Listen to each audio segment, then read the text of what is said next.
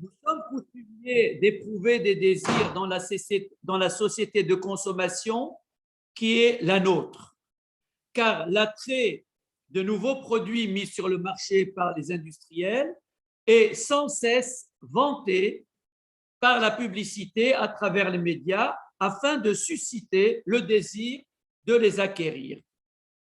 D'ailleurs, dans les pays développés, dont la prospérité dépend de la croissance économique et du produit intérieur brut, les gouvernants trouvent de bons alliés dans leurs administrés qui sont eux aussi à l'affût de nouveaux désirs à combler. C'est ainsi que le cercle vertueux du commerce est bouclé. Et l'homme de tout cela trouve-t-il son compte? La question du désir apparaît dès la première scène biblique du Jardin d'Éden et elle est récurrente dans la Bible, en particulier lors de la traversée du désert du Sinaï. En effet, durant ces 40 années d'errance, les Hébreux se rebellent à plusieurs reprises contre Moïse. Et le désir de consommer de la viande revient comme une rengaine. Ils en réclament alors qu'ils possédaient de nombreux troupeaux et que la manne céleste, selon la tradition, cette manne céleste qu'ils ramassaient journellement pour se nourrir, pouvait avoir tous les goûts que l'on désirait. Cette revendication infondée renvoie donc nécessairement à un autre désir qui, lui, était resté sans et lui est donc était resté insatisfait. Mais lequel? S'agit-il du désir, un désir qu'il ne pouvait plus éprouver parce que de manière providentielle, ils étaient pourvus à l'envie de tout? Est-ce donc cette adrénaline du désir qui donne la saveur à la vie qui leur manquait? Ou bien étaient-ils saisis en arrière-fond du désir exprimé d'un autre type de désir, du désir par excellence, le désir de l'excellence, le nec le plus ultra des désirs, celui qui est enfoui dans ce haut lieu qu'est l'inconscient de l'homme et qui lui chuchote d'être meilleur, d'être à l'image de Dieu. Ce désir qui pousse l'homme à être plus humain et le juif à être plus humain que les autres humains. Mais celui-ci, ce désir de l'excellence, ne savait-il pas qu'il ne peut naître et faire surface que si l'homme est déterminé à mettre en veilleuse tous les autres désirs, les désirs ordinaires, les désirs du Hama Haaretz, ceux des mets de l'Égypte qu'ils évoquent avec nostalgie, c'est-à-dire le désir alimentaire, les poissons et les légumes divers dont ils évoquent la qualité, et ainsi que le désir charnel, notamment la levée des unions interdites par la Torah. Ces désirs ne sont pas prohibés par la Torah, puisque le judaïsme ne prône pas l'ascétisme. Néanmoins, la sobriété et la sublimation des désirs terrestres sont recommandés par la Torah afin de favoriser l'émergence de ce type d'aspiration, de ce désir de l'excellence et de le traduire en projet de vie. C'est d'ailleurs à cette fin que la vertu de la sainteté est préconisée par la Torah. Le désir du désir, dans son sens le plus noble, ce mouvement qui émane de l'être, de l'inconscient, et non pas celui qui est suscité par les pulsions et qui est entretenu par l'effet de la publicité. Donc, ce désir du désir, le désir le plus noble, celui qui émane de l'être, peut se manifester chez l'homme sous diverses modalités. Il procède, comme les archaïsmes, des zones opaques du cerveau humain, sauf que le désir archaïque n'émane pas du Tselem Elohim. Il relève des traces du cerveau reptilien que la Torah appelle le Yetzer, le penchant du mal. Lorsque le désir se pointe, il incombe à l'homme de tenter de le cerner, intellectuellement parlant, et de le mettre à profit à partir de son parcours de vie, de son expérience personnelle, de ses lectures, de sa philosophie de la vie, afin de décoder ce désir, de chercher les mots qui le désignent pour l'identifier, pour identifier ce qui meut ce désir. Je me contenterai, quant à moi, d'évoquer deux modalités particulières par lesquelles le désir, ce désir le plus noble, se manifeste. La première nous est livrée dans un roman à travers le testament d'un critique gastronomique. Et la seconde modalité du désir résulte de l'expérience d'un personnel, d'un neuropsychiatre qui avait été interné dans le camp de concentration d'Auschwitz durant la Shoah. Je vais donc expliciter ces deux modalités du désir. La première se trouve dans le roman de Muriel Barbery qui s'intitule « Une gourmandise », qui d'ailleurs a été primé comme étant le meilleur livre de littérature gourmand de l'an 2000. Donc, dans son roman « Une gourmandise », Muriel Barbery raconte comment son personnage tente de saisir au plus près l'objet de son désir. Un désir qu'il avait fait beaucoup voyager et qu'il avait tant recherché durant toute sa carrière pour l'identifier, mais sans y parvenir. L'objet de ce désir, c'était un aliment, ou plus exactement, un goût sublime, ou peut-être un goût qu'il a sublimé dans sa conscience et qu'il avait recherché tout au long de sa vie désespérément. À travers cette saveur qu'il recherchait, c'est sans doute le goût de la vie elle-même que cet homme voulait éprouver. C'est l'histoire du plus grand critique culinaire du monde, comme on l'appelle le pape de la gastronomie, ou le messie des agapes somptueuses. Il devait mourir. Demain, il devait mourir. Il le sait. Mais aux portes de la mort, il est en quête d'une saveur qui lui trotte dans le cœur. Une saveur d'enfance ou d'adolescence, un mets originel et merveilleux dont il pressent qu'il vaut bien plus que tous ces festins de gourmets accomplis. Alors, il se souvient. Silencieusement, frénétiquement, il vogue au gré des méandres de sa mémoire gustative. Il plonge dans les cocottes de son enfance. Il en arpente les plages et les potagers, entre campagne et parfum, odeur et saveur, fragrance, fumée, gibier, viande, poisson et premiers alcools. Il se souvient et il ne trouve pas encore.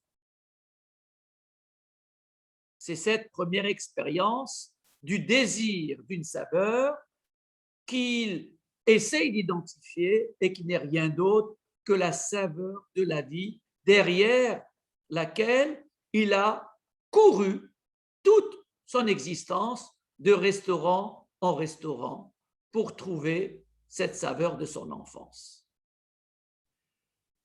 Quant à l'expérience du neuropsychiatre, c'est celle qu'a vécue Viktor Frankl lors de sa déportation à Auschwitz. Il a pu observer à propos de la survie des personnes chétives que face à l'absurde, les plus fragiles avaient développé une vie intérieure qui leur laissait une place pour garder l'espoir et questionner le sens. Pour Frankel, il y a chez l'être humain un désir profond de sens. Il raconte que dans son expérience professionnelle de neuropsychiatre, il a pu relever que ses patients ne souffraient pas uniquement de frustration sexuelle, comme le prétend Freud, ou de complexes d'infériorité, comme le prétend Adler, mais aussi d'un vide existentiel. Il pense donc que la préoccupation fondamentale de l'homme n'est ni l'épanouissement sexuel, ni le complexe d'infériorité, mais un vide existentiel qu'il voudrait combler. Il pense que c'est la plénitude du sens de l'existence qui importe au fond à l'homme. Le repli sur le sexe n'est pour lui le plus souvent qu'un succédané de la vacuité de la vie, de sens. Dans son ouvrage Le Dieu inconscient, Viktor Frankl déclare: en dégradant le moi en simple épiphénomène, Freud a pour ainsi dire trahi le moi en faveur du ça. Mais en même temps, il a, si l'on peut dire, fait injure à l'inconscient, ne voyant en lui, en effet, que ce qui est du ça, c'est-à-dire de l'instinctif, et en laissant échapper ce qui relève du moi, c'est-à-dire le spirituel.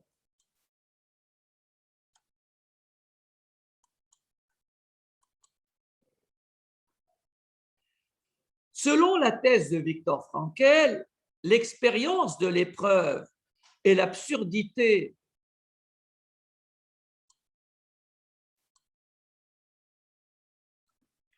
Selon la thèse de Frankl, l'expérience de l'épreuve et l'absurdité de son vécu éveillent en l'homme la question du sens de l'existence et le prépare à envisager la vie avec moins d'insouciance et plus de responsabilité. En appliquant cette thèse à l'histoire des Hébreux, qui, dans le projet divin, devait accueillir la Torah au Sinaï, nous pouvons conclure qu'il est indispensable qu'ils éprouvent préalablement au don de la Torah un certain vide existentiel afin de désirer le combler ensuite. Il fallait également que ce vide reste insatisfait, c'est-à-dire qu'il ne soit pas comblé par des ersatz de désir, c'est-à-dire les divertissements de la vie au sens pascalien du terme, qui ne sont qu'une pratique d'esquive typique de l'existence humaine. L'esclavage en Égypte a consisté à les préparer psychologiquement et moralement à cela. En effet, les meurtrissures du corps et les bleus de l'âme qu'il a provoqués chez les Hébreux ont constitué cette expérience absurde de l'existence humaine qui prédispose à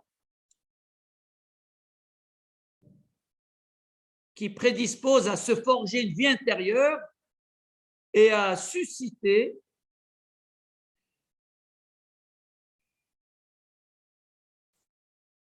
le désir de sens.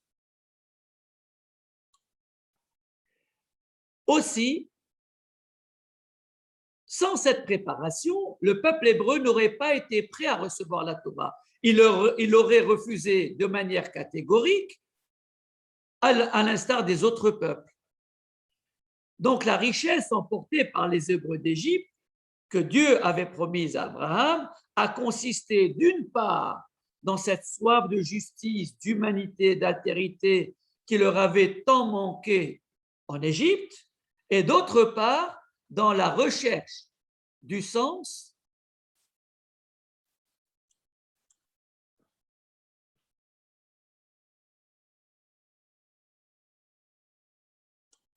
dans la recherche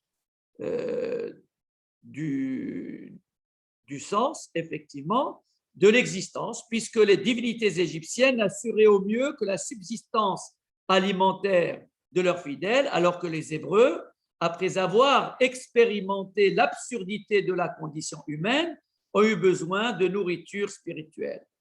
Donc, il a pu naître en eux, plus que dans d'autres peuples, le désir du désir.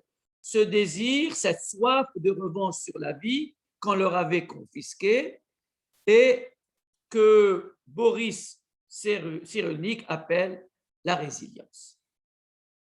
L'expérience de l'esclavage en Égypte aurait pu, si elle avait duré quelques semaines seulement ou quelques mois, produire le même effet. Mais une nuit, d'ailleurs, avait suffi à l'écrivain Éric Emmanuel Schmitt pour voir s'éveiller en lui le désir de découvrir un horizon spirituel différent de tout ce qu'il avait connu jusqu'à présent. Comme le peuple juif, c'est dans le désert qu'il a eu sa révélation.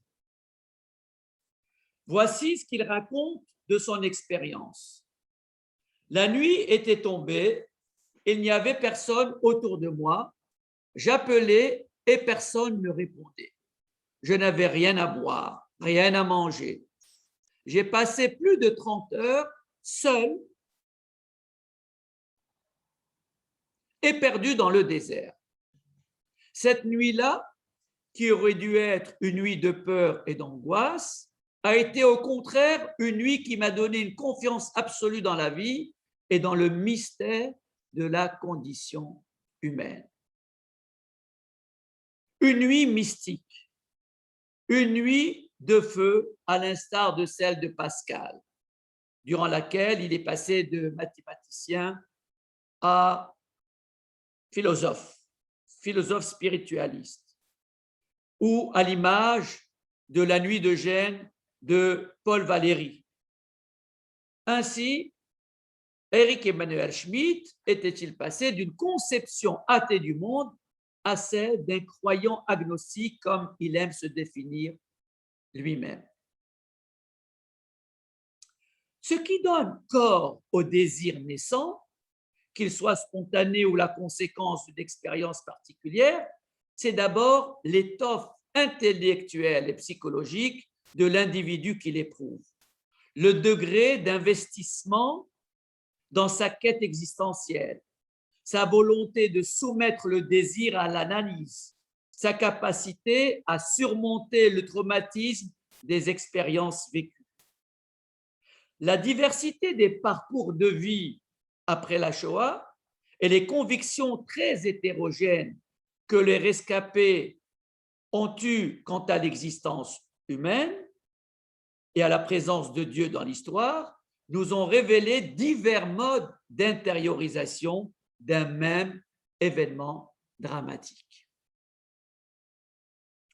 Pour ce qui est de l'expérience de l'esclavage en Égypte, qui devait servir de préparation à l'accueil du message de la Torah, le récit de la traversée du désert montre la difficulté que le peuple hébreu a éprouvée pour surmonter ce traumatisme, parce qu'il avait créé avec l'Égypte une relation viscérale.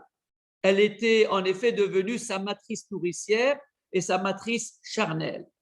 Si la Torah dresse un cadre moral et législatif pour dire les limites à ne pas franchir et recommander des actions et des conduites à suivre, cela n'est pas suffisant.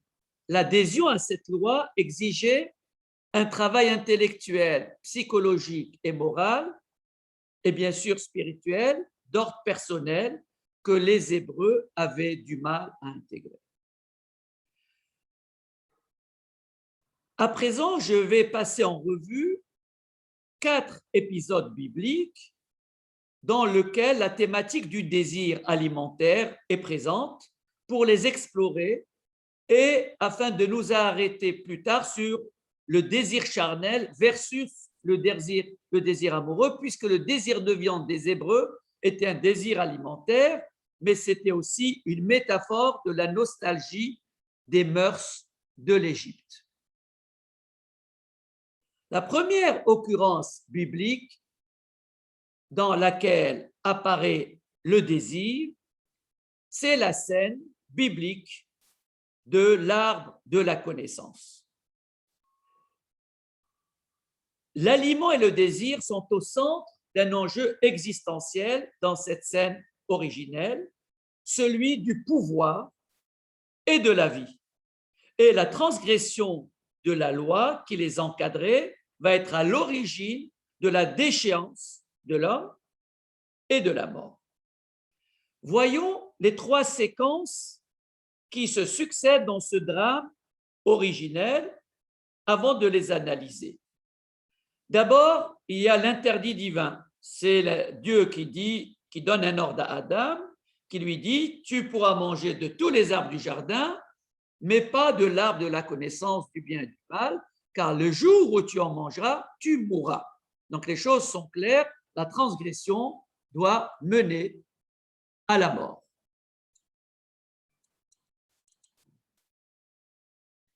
Puis la deuxième séquence, c'est la tentation du pouvoir. C'est le serpent qui prend la parole et qui s'adresse à la femme en lui disant « Vous ne mourrez point. Mais Dieu sait que le jour où vous en mangerez, vos yeux vont s'ouvrir et vous serez comme des dieux connaissant le bien et le mal. » Autrement dit, c'est la tentation du pouvoir. Puis, troisième séquence, c'est le désir qui apparaît comme élément déterminant dans cette tentation.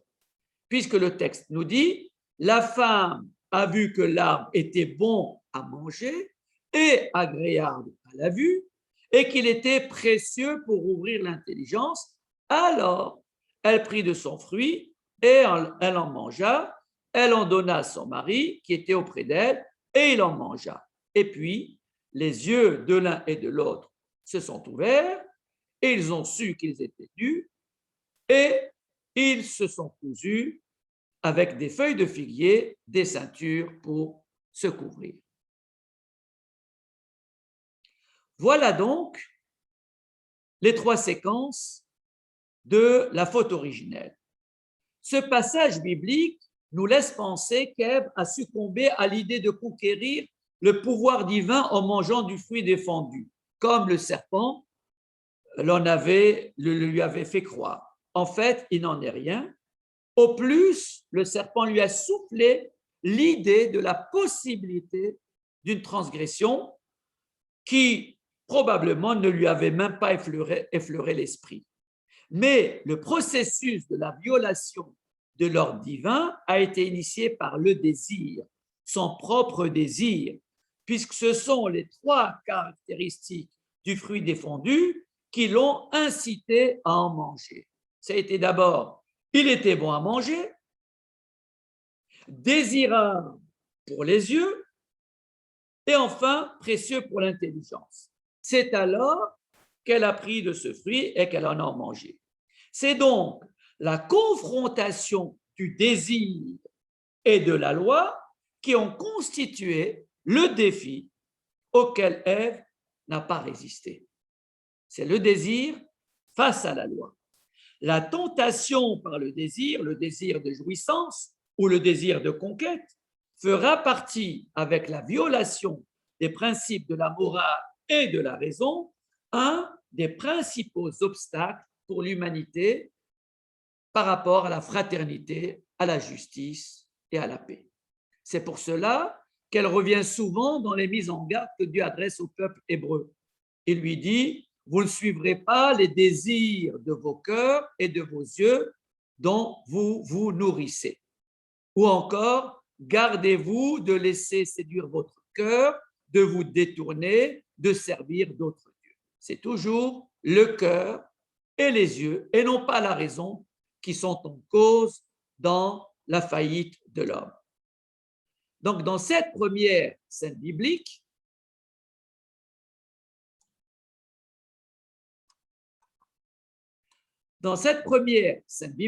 Ève goûte d'abord de l'arbre lui-même, de ses branches et de son feuillage, puisqu'aucun interdit ne pesait sur lui.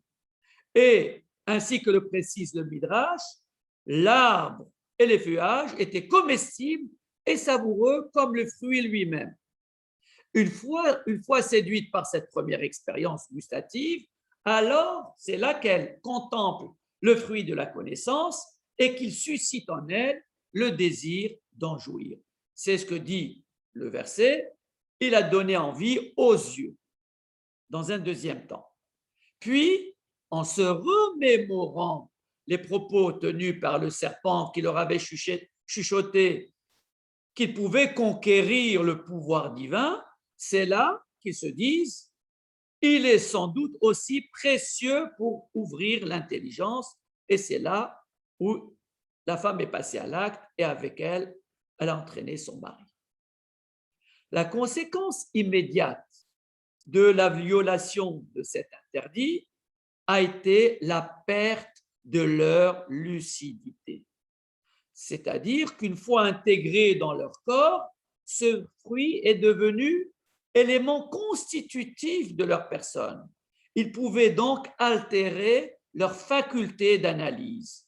Leur pouvoir de discrimination, qui leur permettait de discerner le vrai du faux, s'était métamorphosé en une grille de lecture dans laquelle ils ne pouvaient distinguer que le bien du mal.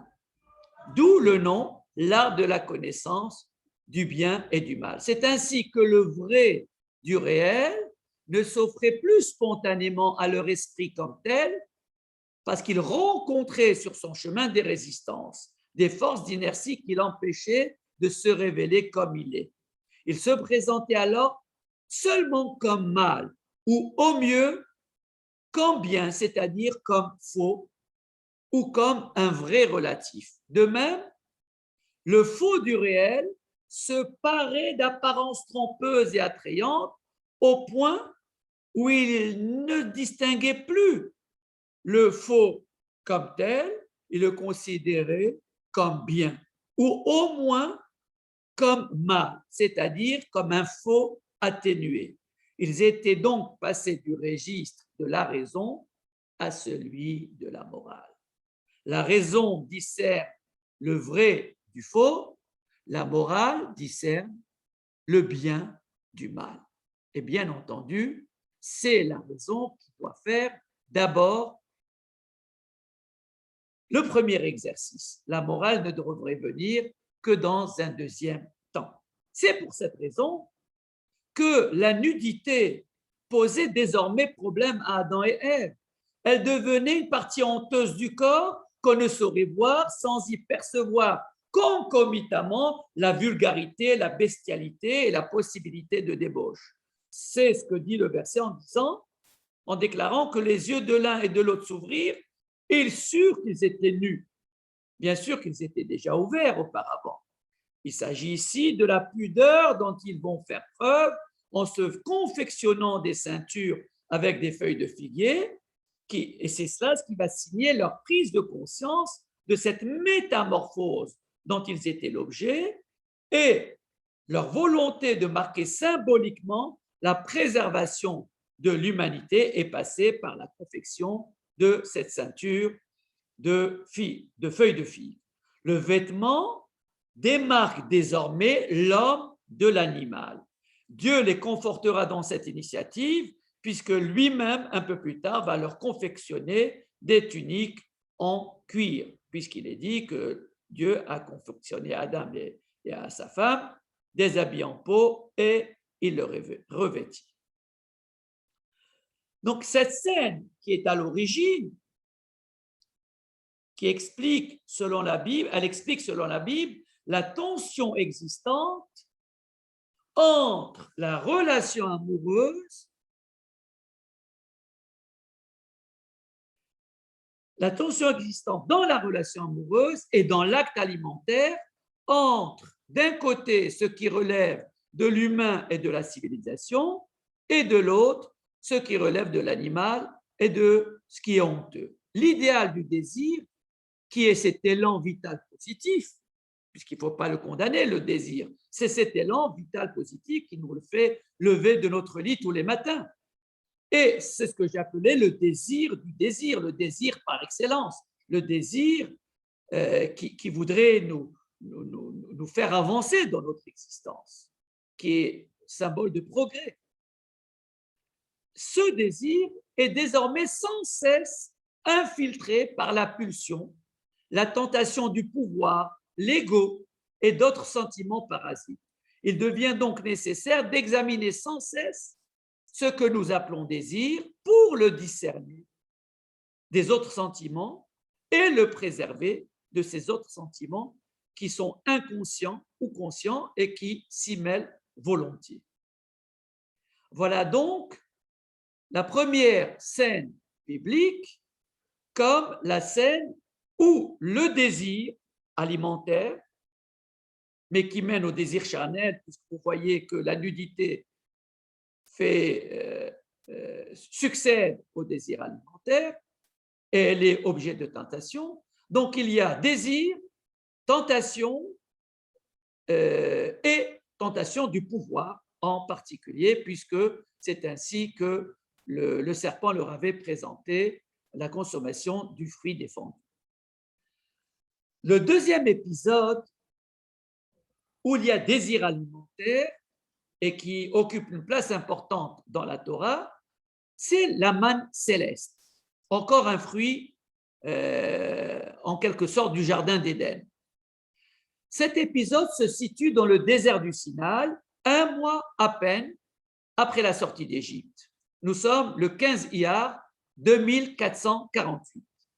Les Hébreux ont épuisé toutes leurs provisions emportées avec eux de l'Égypte, toutes les provisions qu'ils ont pu emporter dans la précipitation, et rien dans cet environnement aride et hostile du désert du Sinaï n'est susceptible de les rassurer quant à leur avenir et à leur subsistance alimentaire.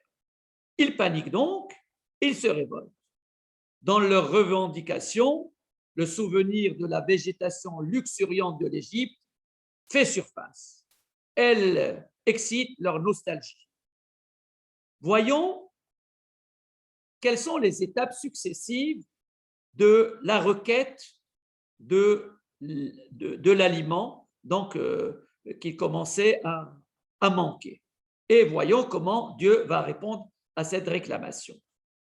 La réclamation, dans le texte biblique, dans le chapitre 16 de l'Exode, en voici les termes. Toute l'assemblée des enfants d'Israël murmure dans le désert contre Moïse et Aaron. Ils disent,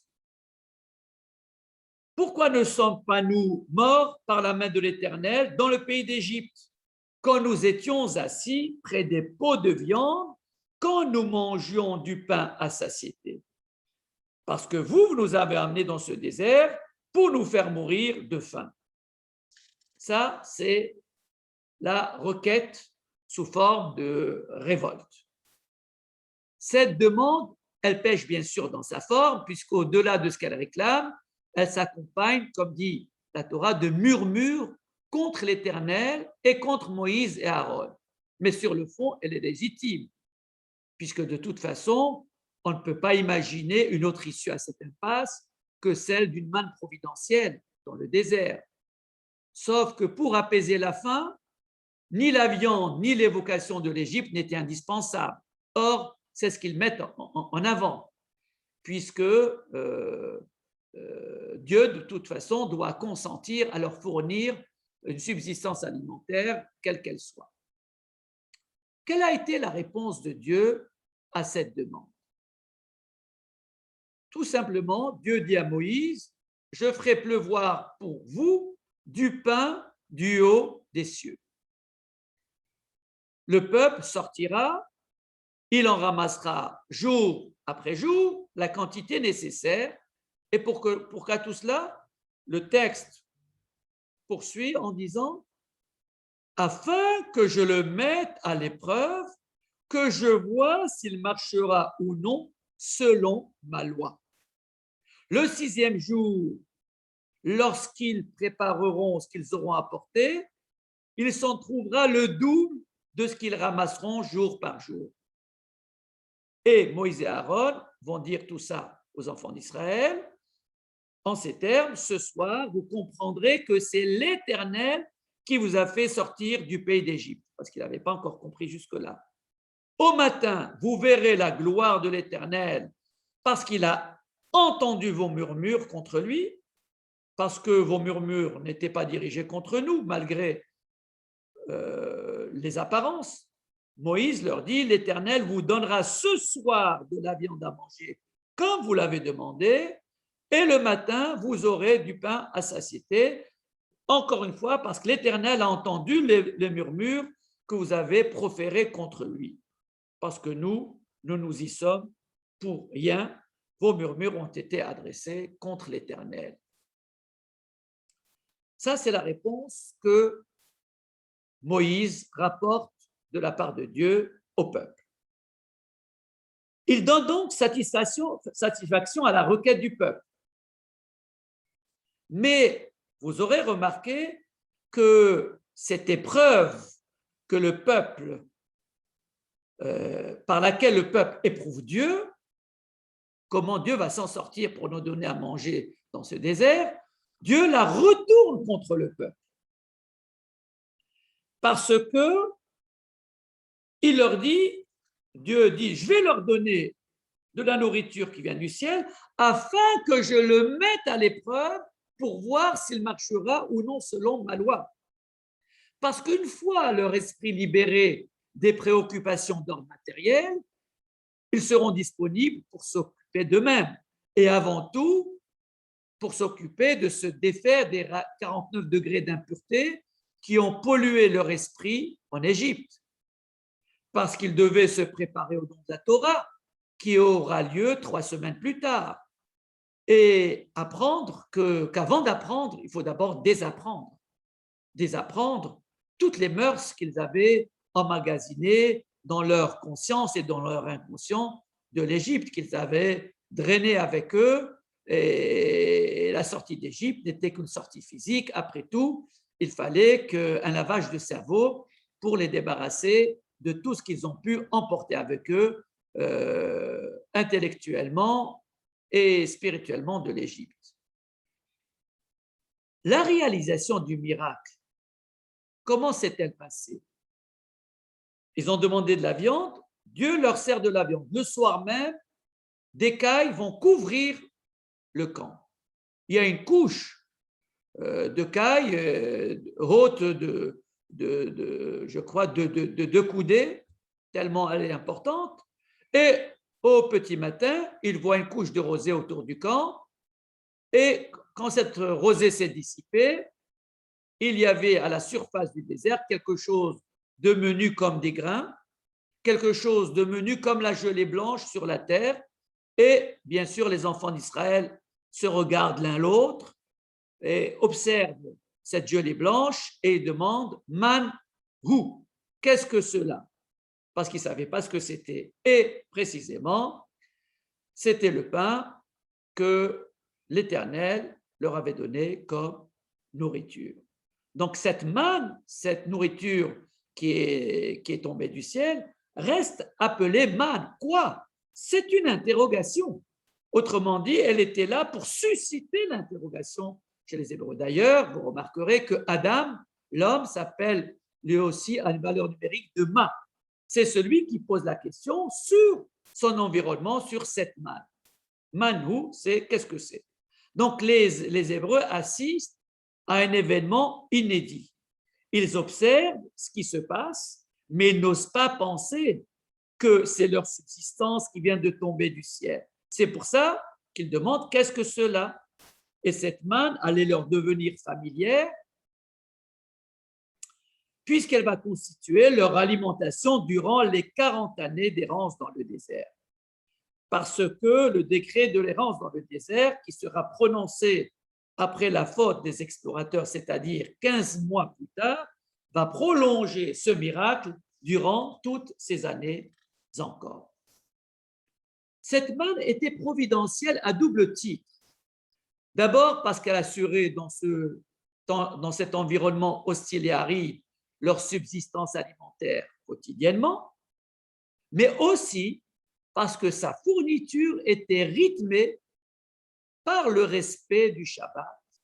Avant même que cette injonction ne soit promulguée dans le décalogue, le respect du Shabbat a été promulgué à l'occasion de la manne, puisque le vendredi, elle tombait en double part, 2 fois un homer, 2 fois le dixième d'une épha. Une épha, le dixième d'une épha, c'est 2,1 kg à peu près. Donc, vendredi, c'était 4 kg de sang, et le Shabbat, elle ne tombait pas, puisque le vendredi, il y avait la double ration. Et le miracle de la manne, d'abord, il a battu le record de la longévité des miracles dans toute l'histoire biblique, puisqu'il a duré 40 ans, mais aussi, cette manne, lorsqu'on l'a gardée d'un jour à son lendemain, elle pourrissait, alors que le vendredi, elle tombait donc en double quantité et elle ne pourrissait pas pour son lendemain. Et Moïse, d'ailleurs, reviendra sur ce miracle de la manne à la 40e année de la traversée du désert, puisqu'il va dire aux enfants de cette génération qui est sortie d'Égypte, Dieu t'a nourri de la manne que tu ne connaissais pas, que tes pères n'ont pas connue, c'est-à-dire avant qu'ils ne sortent d'Égypte, afin de t'apprendre que l'homme ne vit pas du pain seulement, mais que l'homme vit de tout ce qui sort de la bouche de l'Éternel. Et en l'occurrence, il avait décrété que la manne devait tomber. C'est pourquoi la manne est désignée dans le Zohar par l'expression le pain de la confiance.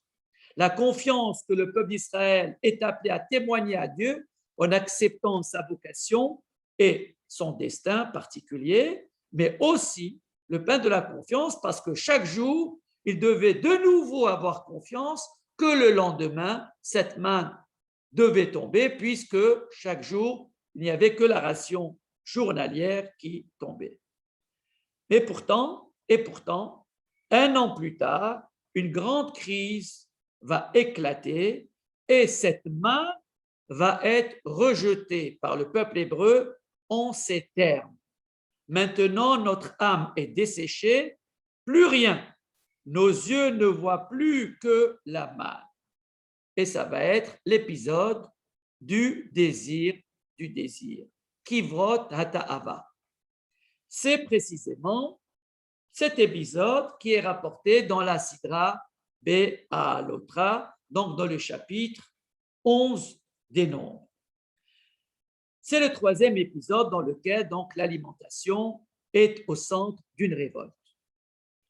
Dans cet épisode, qui se déroule donc dans les déserts du Sinaï, avant la faute des explorateurs, 3 jours à peine après le 20 Iyar 2449, jour où le peuple quitte le mont Sinaï pour se diriger vers la terre promise, parce que jusque-là, ils étaient toujours en train de camper autour du mont Sinaï. Ils y sont restés 1 an, moins 10 jours, puisqu'ils y étaient le 1er Sivan de l'année 2448 et qu'ils vont quitter cet endroit le 20 Iyar 2449, soit 10 jours avant le jour anniversaire de leur campement dans ce lieu. Donc, ils quittent le désert du Sinaï, enfin l'environnement du mont Sinaï. Le chemin est un peu long parce qu'ils doivent se diriger vers la terre promise. Il y a à peu près 11 jours de marche. Mais le chemin est un peu long, la fatigue se fait sentir, le peuple traîne des pieds, le murmure et la clameur grondent au sein du peuple et la confiance dans la promesse de la terre s'éloigne, s'estompe. D'où la colère divine, un feu s'allume, il emporte les meneurs. Et puis ce feu s'affaisse sur place. Sommes-nous pour autant sauvés? Est-ce que l'incident est clos? Non, parce qu'immédiatement après, les Égyptiens qui s'étaient ralliés aux Hébreux lors de la sortie d'Égypte, qu'on appelle le Erev Rav, déchantent. L'aventure merveilleuse qu'ils croyaient pouvoir vivre en joignant leur destin à celui des Hébreux n'est pas encore au rendez-vous. Ils s'impatientent. Ce ramassis de gens initie donc un mouvement de révolte. Pour signifier quoi? Qu'il désespère? Oui, mais aussi la nostalgie de la prospérité de l'Égypte et le souvenir du poisson et des produits maraîchers mangés dans ce pays refont surface. Le demi-tour n'est pas à exclure, mais on ne peut écarter une autre hypothèse. Ils avancent verbalement l'option défaitiste, certes, mais ils n'osent pas y croire. C'était comme pour la repousser qu'ils en parlent. Parce qu'au vu des miracles dont ils ont été les témoins oculaires, ils sont sûrs qu'un avenir meilleur qui tarde à venir les attend malgré tout. Cet espoir caché se lit dans l'expression redondante hit avu ta'ava. Ils ont eu le désir d'un désir. C'est ainsi que cet épisode de la demande de la viande est formulé. Ils ont désiré le désir. Mais le désir de quoi? Ce désir n'est pas explicité. La requête de la viande vient seulement dans un deuxième temps. Elle ne correspond pas nécessairement à ce désir exprimé dans un premier temps. D'où notre hypothèse du désir exposée dans notre introduction, c'est-à-dire un désir de quelque chose qu'ils savent grandiose, mais qu'ils ne savent pas encore désigner. C'est la terre promise qui se fait attendre et qu'on n'arrive pas encore à imaginer pouvoir la conquérir. Pourtant, dans le dessein divin, elle était à conquérir dans le même mois. Moïse comprend le malaise du peuple. Il comprend que le malaise du peuple est immense parce qu'il a perdu sa confiance dans l'avenir. Moïse va être consterné. Il va remettre en question sa capacité à diriger encore le peuple. Il en vient à souhaiter, chose inédite et incroyable, sa propre disparition plutôt que de voir le projet divin se déconstruire sous ses yeux. Il vient à considérer cette situation comme un échec personnel. Et il dit textuellement, plutôt que de me traiter ainsi, tue-moi, je t'en prie, Dieu, si j'ai trouvé grâce à tes yeux et que je ne vois pas mon malheur. Jamais dans le passé, Moïse n'avait pensé à sa propre disparition comme réponse à une situation de crise. Lors de la faute du veau d'or qui remontait à l'année passée, c'est vrai qu'il avait cassé les tables de la loi pour marquer les esprits, pour signer l'affaiblissement de l'alliance de Dieu avec Israël. Il avait même demandé à ce qu'on efface son nom du livre de Dieu, mais n'avait jamais demandé à mourir. Plus tard, lors de la révolte de Korach, c'est vrai qu'il demande à Dieu de créer une nouvelle création pour emporter Korach et ses hommes et montrer ainsi au peuple qu'il était lui, Moïse, toujours fidèle à Dieu, qui n'avait rien inventé de son cœur, contrairement à ce que le peuple lui avait laissé entendre. Lors de la faute des explorateurs, Dieu dit vouloir en finir avec ce peuple et poursuivre l'histoire juive avec la seule descendance de Moïse.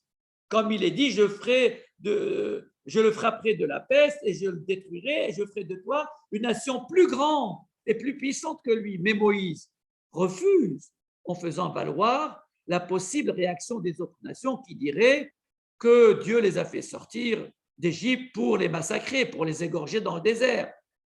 La seule fois où Moïse démissionne a été lors de la crise des désirants un désir.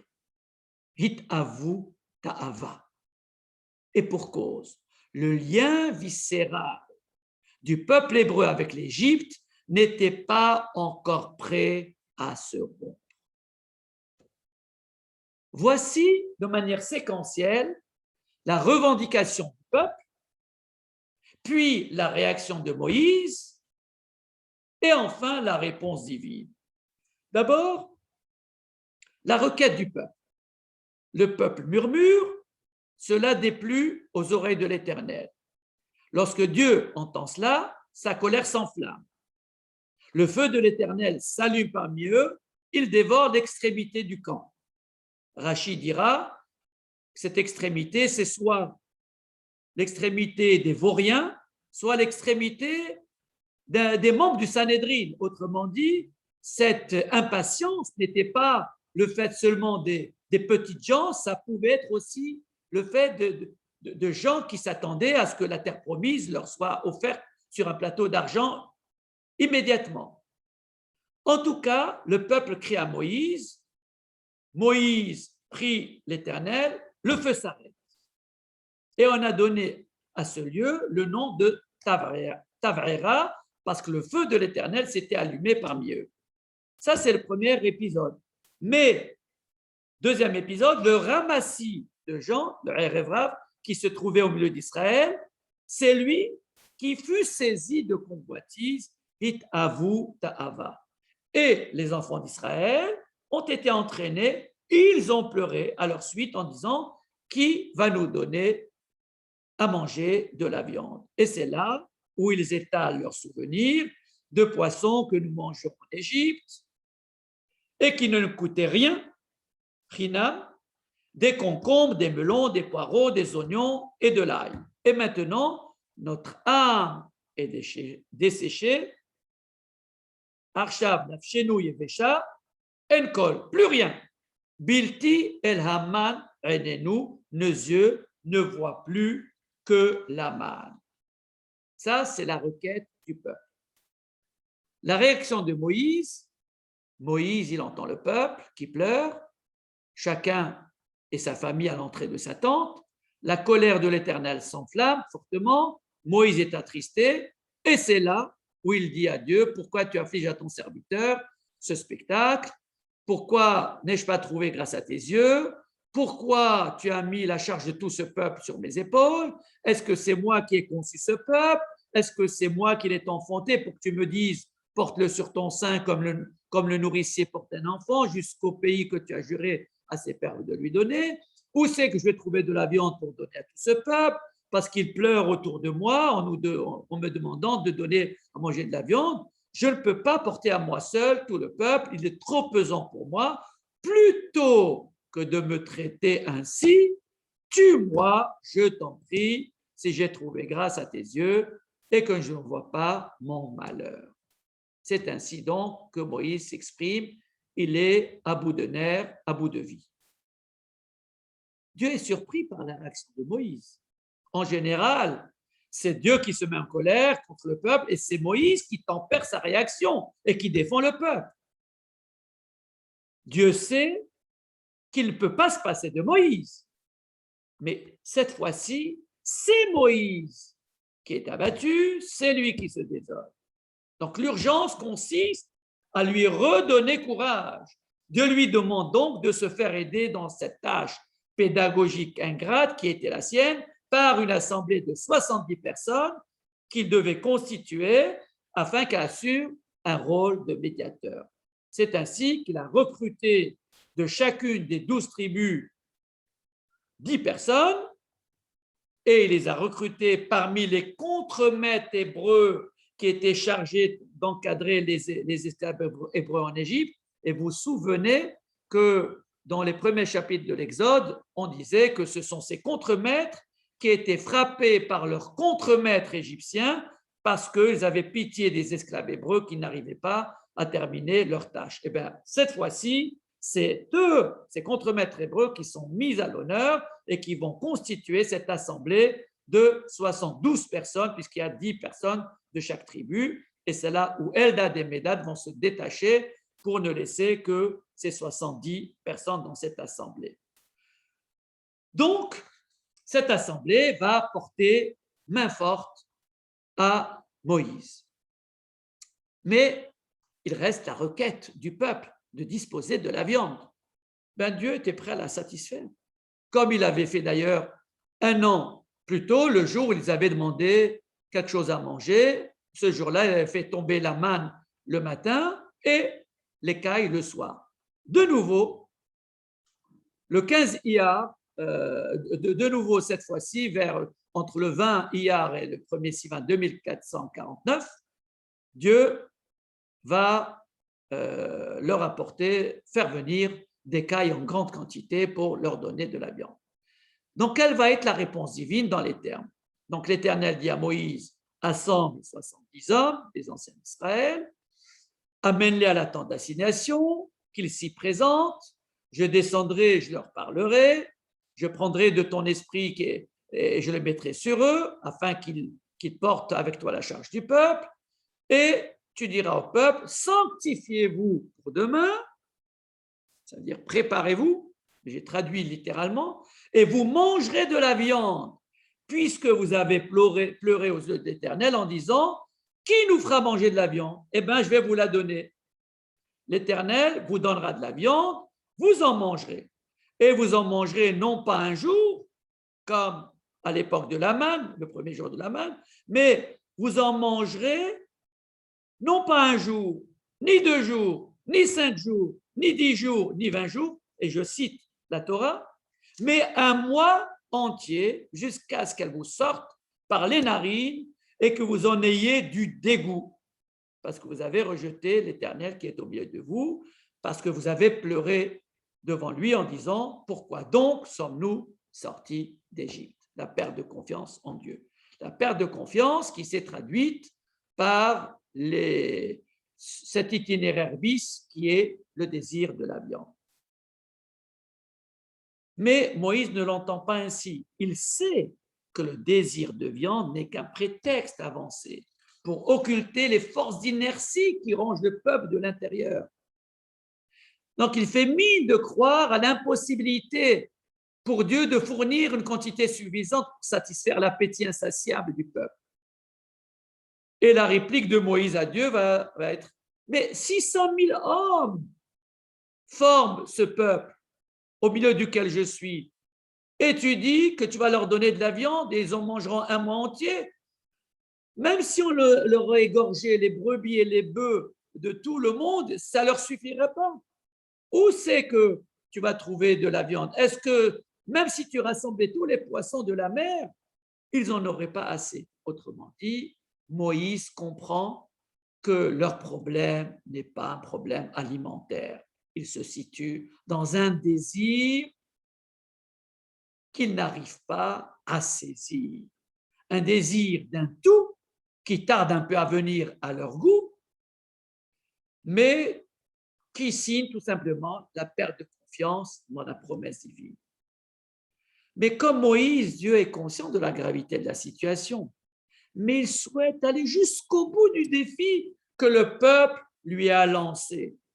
Il fait s'envoler à hauteur d'homme des cailles en abondance, afin que le peuple soit convaincu que ce Dieu a la main longue et que le pouvoir de satisfaire leurs désirs au-delà de leurs espérances est possible pour ce Dieu. Et donc l'Éternel dit à Moïse, la main de l'Éternel serait-elle trop courte? Tu verras maintenant ce que je vais faire. Moïse sortit, il rapporte ces paroles de Dieu au peuple. Il assemble les 70 hommes et les place autour de la tente. Et troisième séquence, l'exécution du miracle. L'Éternel fit souffler de la mer un vent. On veut donner un semblant de naturel à ce miracle. C'est un vent qui vient de la mer Rouge probablement, qui va amener des cailles et qui va les répandre sur le camp, environ une journée de chemin d'un côté et environ une journée de chemin de l'autre côté autour du camp. Une journée de chemin, vous pouvez imaginer, c'est combien? 40 km. Alors imaginez 40 km, un rayon de cercle de 40 km, tout autour du camp, tout cela plein de cailles à hauteur d'homme, c'est-à-dire à peu près 1,70 m. Imaginez, c'est plus de 3 coudées. Non, le texte dit 2 coudées au-dessus de la surface de la terre. 2 coudées. donc 1,20 m. Pendant tout ce jour et toute la nuit, et pendant toute la journée du lendemain, le peuple se lève, ramasse les cailles. Hein, c'est le texte biblique qui le dit. Donc, tout ce jour, toute la nuit, et puis encore toute la journée du lendemain, le peuple ramasse, ramasse, ramasse. Celui qui en avait ramassé le moins, on avait 10 homères. Alors, un homère, c'est 2,1 kg, 10 homères, c'est, il faut multiplier par 10, donc c'est 21 kilos. Le moins qu'on ait ramassé, c'était 21 kilos. 21 kilos de cailles. Et donc, ils étaient tout autour du camp. Comme la chair était encore dans leurs dents, sans être mâchée, donc ils sont en train de commencer à manger cette viande. Maintenant, Dieu leur a réalisé ce miracle. Et c'est à ce moment-là que la colère de l'Éternel s'enflamme contre le peuple. Elle s'enflamme contre le peuple.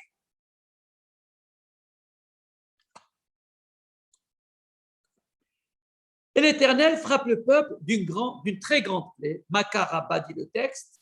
Et on a donné à ce lieu le nom de Kivrot Ata'ava, c'est-à-dire l'enterrement du désir, parce qu'on a enterré le peuple que la convoitise avait saisi.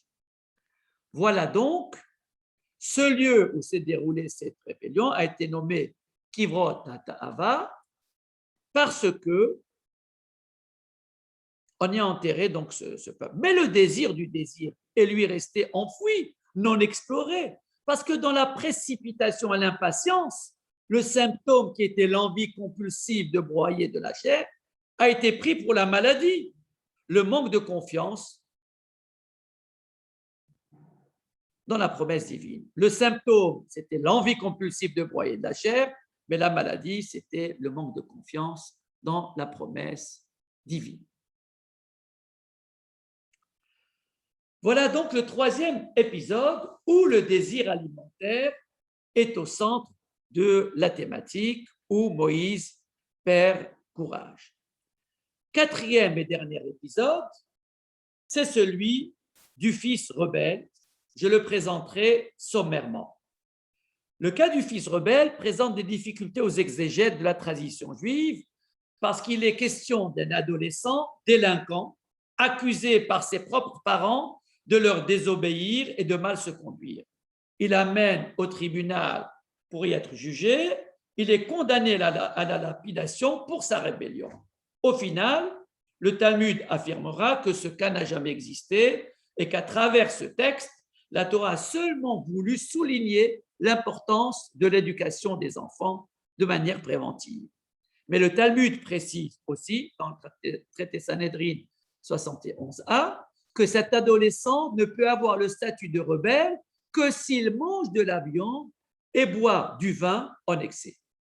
Ce détail d'ordre alimentaire nous laisse penser que l'aliment, et certains aliments particuliers, sont souvent la voie d'un itinéraire bis qu'emprunte l'homme qui cherche à esquiver les problèmes existentiels restés en souffrance.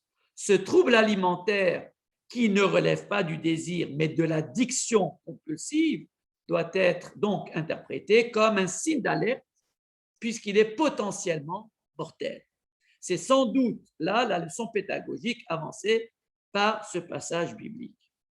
La Torah donc dit, si un homme a un fils indocile et rebelle, qui n'écoute ni la voix de son père, ni celle de sa mère, qui ne leur obéit pas, alors ils pourront le châtier, le père et la mère, ils le prendront, ils l'amèneront au tribunal et ils diront aux anciens de la ville, voici notre fils a fait ses excès. Et vous voyez bien que le problème alimentaire est au centre de cette thématique pour signifier que précisément, il est souvent le symptôme à partir duquel s'exprime l'inconfort, sinon le mal-être de l'homme.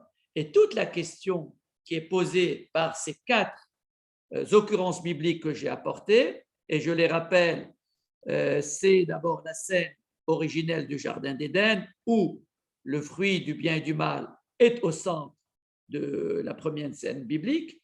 Deuxièmement, c'est la manne céleste. Troisièmement, c'est le désir du désir, donc dans la Sidra Be'alotra.